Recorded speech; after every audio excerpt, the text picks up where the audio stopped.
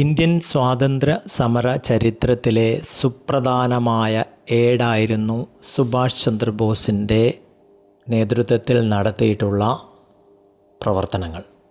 രണ്ടാം ലോക യുദ്ധകാലത്ത് Subhash ചന്ദ്രബോസിനും Indian national ആർമിക്കും, അതായത് INAയ്ക്കും ബ്രിട്ടീഷ് ഭരണകൂടത്തെ പ്രതിസന്ധിയിലാക്കാൻ കഴിഞ്ഞു.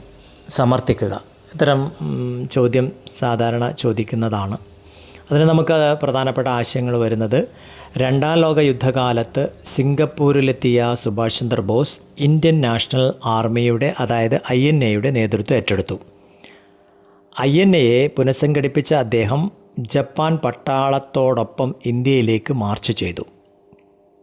ലക്ഷ്യം നേടുന്നതിൽ INA വേണ്ടത്ര വിജയിച്ചില്ലെങ്കിലും സ്വാതന്ത്ര്യ സമരത്തിൻ്റെ അവസാന ഘട്ടത്തിൽ ജനങ്ങളിൽ ആവേശം സൃഷ്ടിക്കാൻ INAയ്ക്ക് കഴിഞ്ഞു എന്നുള്ളതാണ്.